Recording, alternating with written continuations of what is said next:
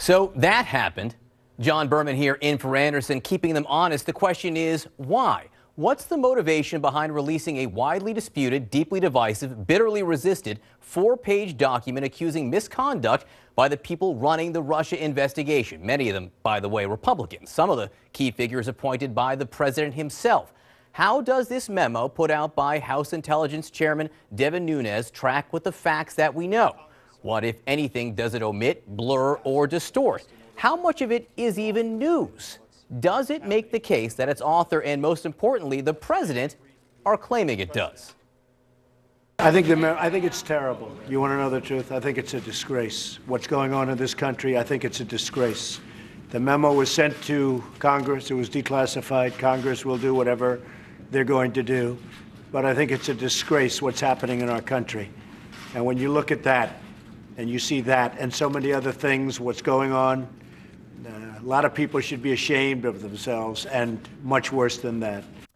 The president today on the memo he wanted released, according to the Washington Post, before he had a chance to read it.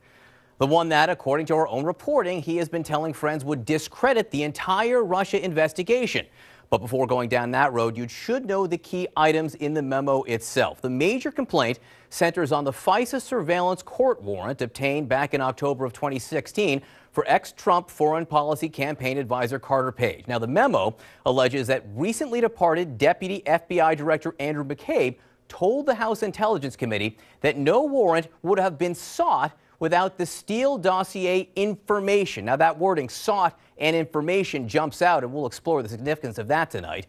Christopher Steele, as you know, was hired by Fusion GPS, which was initially hired to do opposition research on candidate Trump by a conservative media outlet, then was later hired by the DNC and lawyers for the Clinton campaign. Now, the memo alleges that in neither the initial FISA filing nor 3 subsequent renewal applications was the Clinton connection disclosed, even though, according to the memo, this was known to senior FBI and Justice Department officials.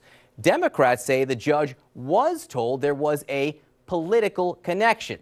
Officials identified in the memo assigning one or more of those FISA applications include fired Deputy Attorney General Sally Yates, Dana Bente, who, by the way, was just hired as the new FBI General Counsel, fired FBI Director James Comey, departed Deputy Director Andrew McCabe, and the current Deputy Attorney General Rod Rosenstein. The implication that all of these officials, key officials, including the one currently overseeing the Russia investigation, Rod Rosenstein, acted in bad faith targeting Carter Page by not revealing who was paying Fusion GPS. Now, first, if you look at the case law, it's not actually clear they had to. Now, that aside, keeping them honest, by October 2016, Page had already left the Trump campaign. And keeping them honest, as CNN has been reporting for months now, Carter Page was, by 2016, already no stranger to U.S. counterintelligence, something the Democratic vice chair of the Intelligence Committee underscored this evening in the Situation Room. There's a lot that the FBI knew about Carter Page that had nothing to do with Christopher Steele's reporting. Carter Page had come to the attention of the FBI, indeed, years before he joined the Trump campaign in connection with a Russian intelligence network operating in New York, in which Carter Page was very much a target.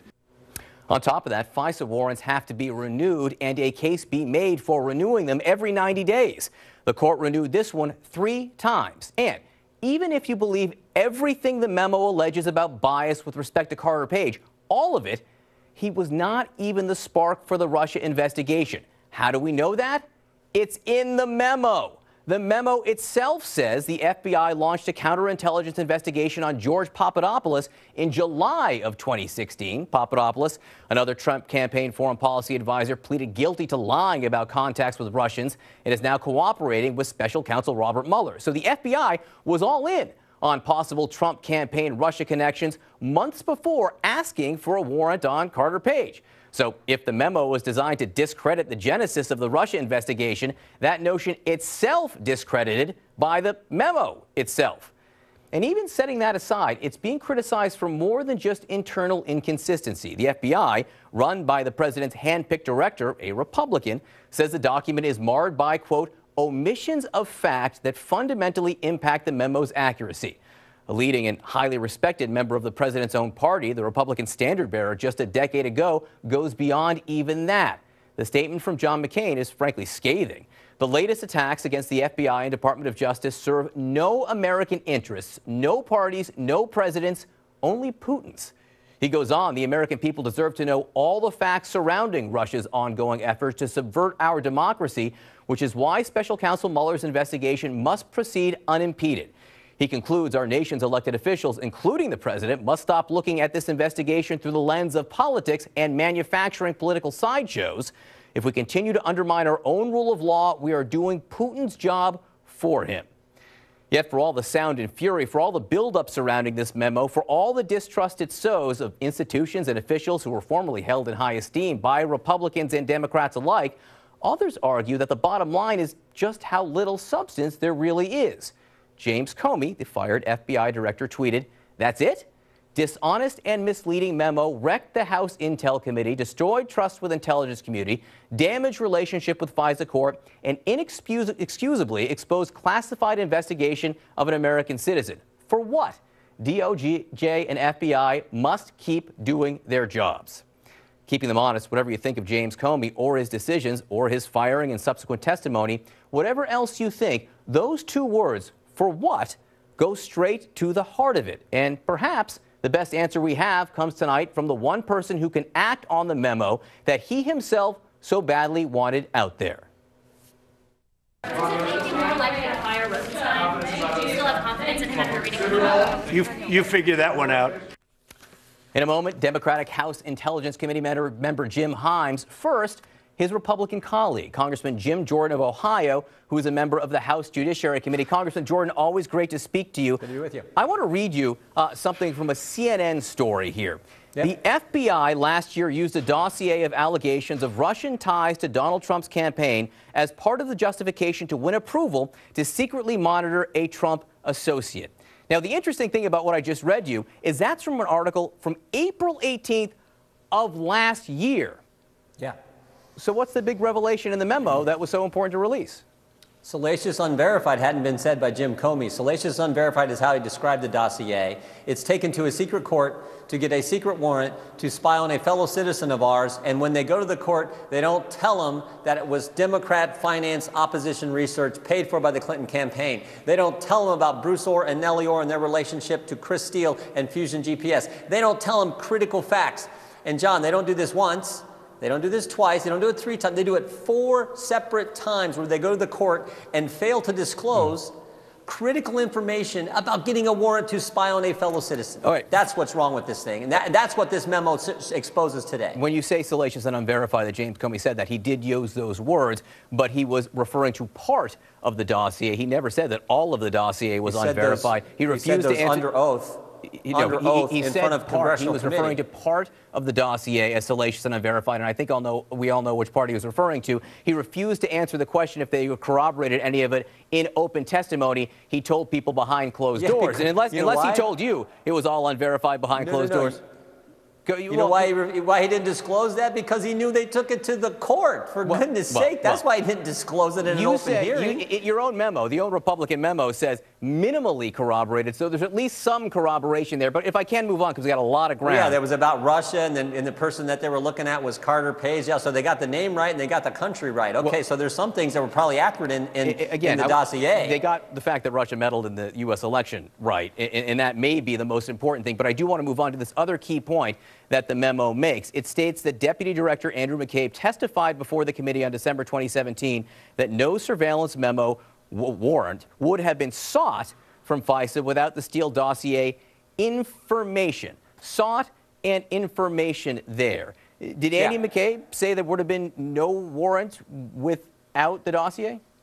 Look, everyone knows the dossier was the basis for getting the warrant. Andrew McCabe said, but for the dossier, we wouldn't have got the warrant. That's what the memo points out. That's not what the memo says. The memo says we would not have sought the warrant without the dossier information. Sought and information. So when you say dossier information, the implication there is it was corroborated by other research.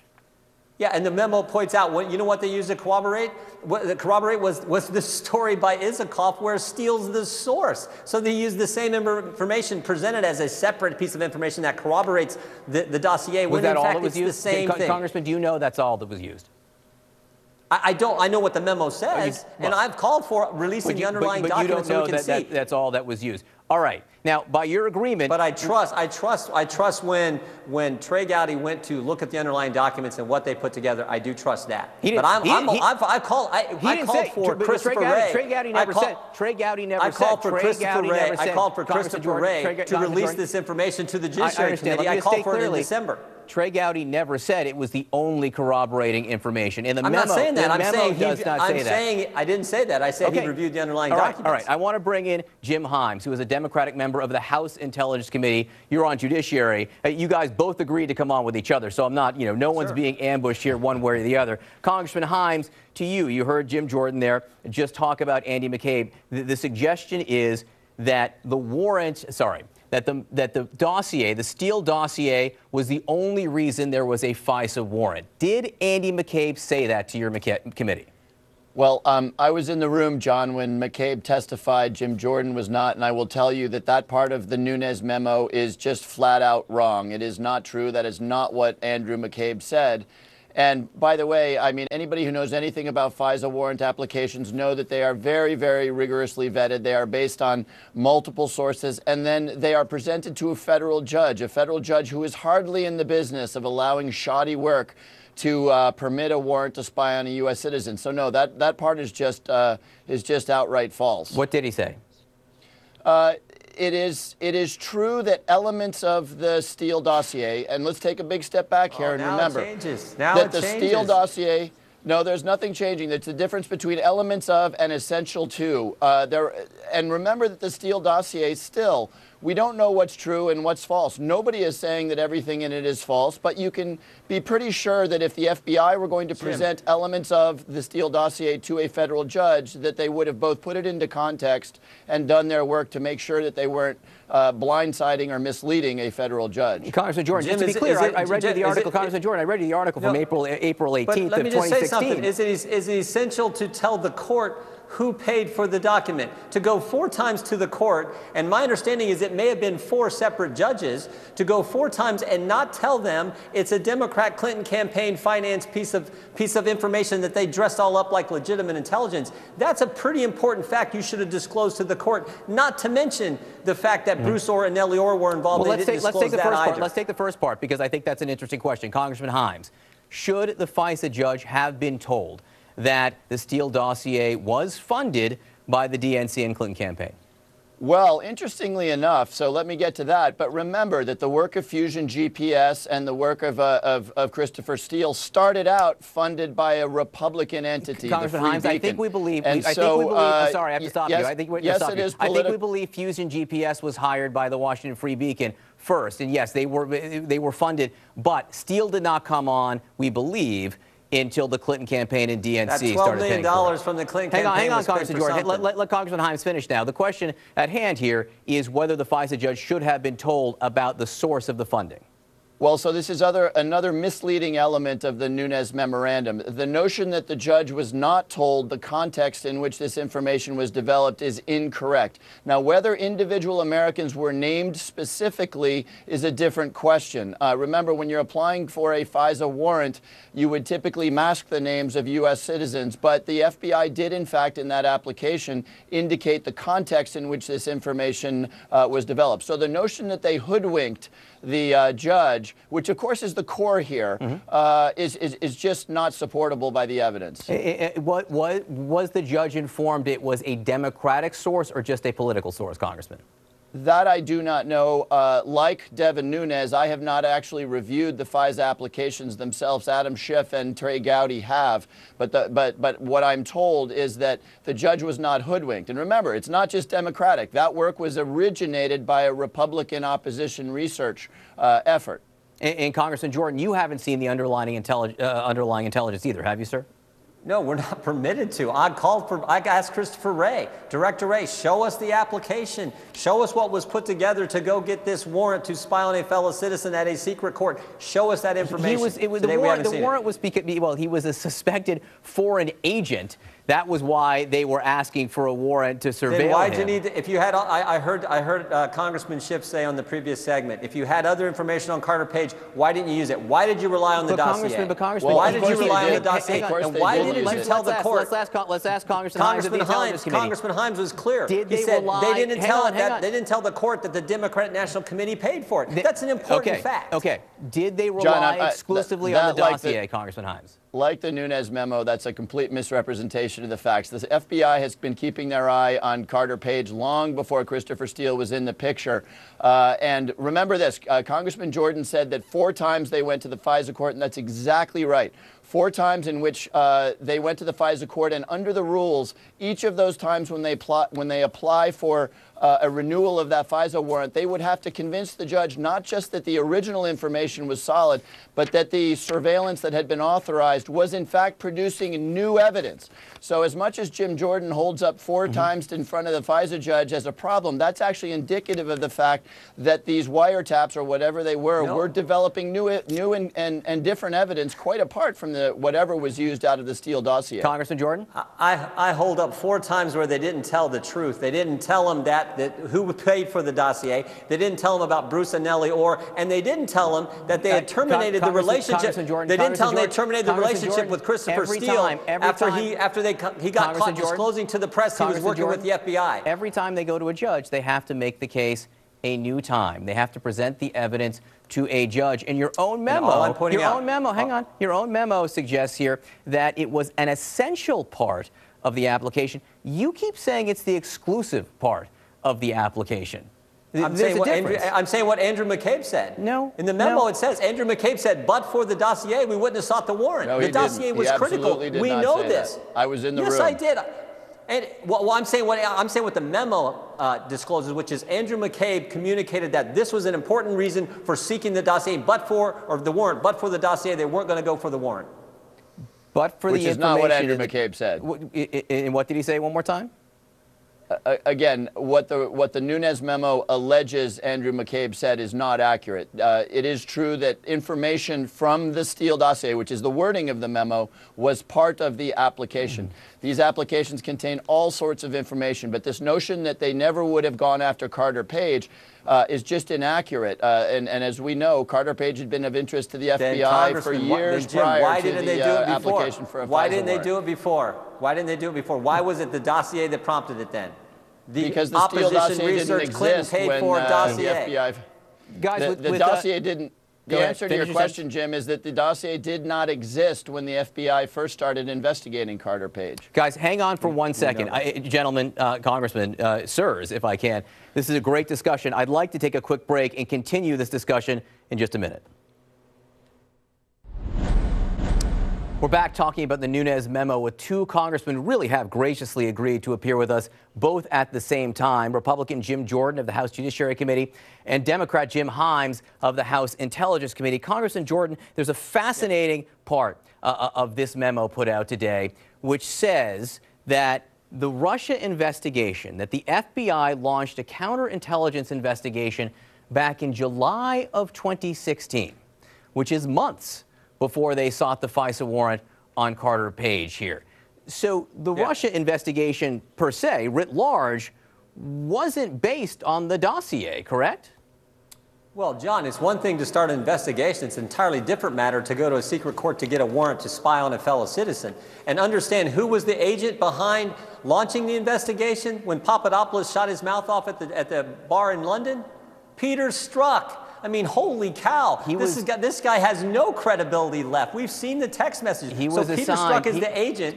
2 things. He was assigned the investigation. He was assigned the investigation. He's the agent who said we're going to launch this investigation in July. He's the agent. I don't think Peter the Strzok, agent gets to his decide. credibility? I don't think the agent gets to decide that he launches the investigation here. He's only deputy head of counterintelligence, and in July of 2016, they launched a counterintelligence investigation. Peter Strzok's the agent that's cited in the memo about Papadopoulos. Okay, that's fine. So they launched the investigation in July. They went and got the warrant using the dossier, and they didn't tell us. Here's another thing they didn't tell the court. Christopher Steele's relationship with the FBI is terminated because he has broke a fundamental principle. He has went to the press and talked about the relationship and talked about how he's working for the FBI. He broke a fundamental trust, and yet they still used his work product, the dossier, to get that warrant. I'll come back to that. I'll come back to that point in a second, Congressman Jordan. Congressman Himes, if I can, if you can comment on the Papadopoulos revelation in this memo, an admission, really, by the House Intelligence Committee, because we've heard from a long time, and Congressman Jordan, including directly from you, you feel like the Russia investigation was launched by the dossier. In this memo itself, it makes clear, Congressman Himes, that there was an investigation predating. No question that that is true. And what is sad in this instance is that a small group of Republicans, actually not a small group, but a meaningful group of Republicans are seizing on things like Strzok's texts back and forth, despite the fact that Strzok had absolutely nothing to do with the initiation of this investigation, at a time, John, where I feel obligated to point out that a lot of Republicans who are deadly serious about this nation's national security, John McCain, who called this memo Vladimir Putin's work, Lindsey Graham, who said this is a profoundly partisan exercise, Mike Rogers, the former chairman, Republican chairman of the Intelligence Committee, weighing in and saying he has profound concerns about this. You know, the good news is that while too many of my colleagues sort of seize on irrelevant misstatement, rumor, to try to do the work of damaging the FBI in order ultimately to put pressure on Rosenstein and to put pressure on the Mueller investigation, a lot of icons of Republican national security are calling this effort what it is, which is designed to create chaos and deeply, deeply partisan. Let me ask you specifically on that point, Congressman Himes, if I can, because, look, if it says things, if this memo says things about the FBI or the investigation that are untrue, I can understand why the FBI and the intelligence community object to that. But if the concern was sources and methods and revealing sensitive intelligence here, you know, having read this now multiple times, did the sky fall in here? Was anything revealed here that hurts the way the FBI does business, whether or not, you know, some of the charges in here are true?